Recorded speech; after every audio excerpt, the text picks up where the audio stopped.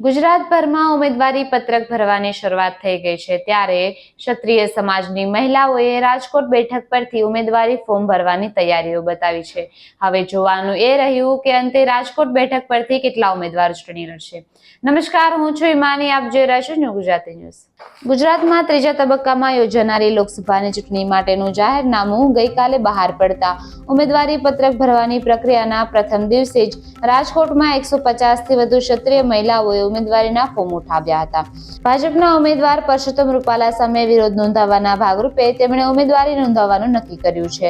ઈવીએમના ballot યુનિટમાં ઉમેદવારોની ક્ષમતા 384 છે, પરંતુ ક્ષત્રિય મહિલાઓ 400થી વધુ ફોર્મ ભરી ચૂંટણીને બેલેટ પેપર થકી યોજવી તેવી યોજનાના ભાગરૂપે તેમણે ફોર્મ ઉપાડ્યા છે।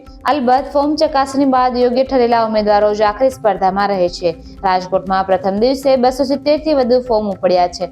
ભાજપના ઉમેદવાર પરસોત્તમ રૂપાલા, પૂર્વ સાંસદ મોહન કુંડારિયા અને કિરીટ પાઠકે 4 ફોર્મ ઉપાડ્યા છે, જ્યારે કોંગ્રેસમાંથી પરેશ ધાનાણી, હેમાંગ વસાવડા અને હિતેશ વોરાએ પણ 4 ફોર્મ ઉપાડ્યા હોવાનું સામે આવ્યું છે। રૂપાલા 16 તારીખે ફોર્મ ભરે તે પહેલા રાજપૂત સમાજ 14 એપ્રિલે સંમેલન યોજશે। રૂપાલાના વિરોધ વચ્ચે ક્ષત્રિય સમાજમાં ફાટા પડ્યા હોય તેવું દેખાઈ રહ્યું છે। રૂપાલા સામે પડેલા ક્ષત્રિય સમાજના આંદોલનમાં ભંગાણ પડે તેવી સ્થિતિ સર્જાય છે।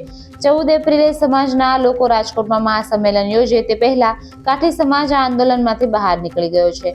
સૌરાષ્ટ્રના કાઠી સમાજના કેટલાક આગેવાનોએ રાજકોટમાં ભાજપના કમલમ કાર્યાલય ખાતેથી જાહેરાત કરી હતી કે કાઠી સમાજ ભાજપના સમર્થનમાં છે અને હિન્દુત્વને વરેલા નરેન્દ્ર મોદીને જીતાડવા ખંભેથી ખંભો મિલાવીને કામ કરશે। કાઠી ક્ષત્રિય સમાજ ઓબીસીમાં આવે છે અને અમારા વિકાસ માટે ભાજપે ખૂબ કામ કર્યું છે, તેથી અમે આંદોલનમાંથી અમારો ટેકો પાછો ખેંચીએ છીએ। જોકે આ પછી કાઠી સમાજના અન્ય સંગઠનોએ આ જાહેરાતને વખોડી આંદોલનને ટેકો આપ્યો હતો। આવી જ નવી માહિતી માટે જોડાયેલા રહો ન્યૂ ગુજરાતી ન્યૂઝ પર।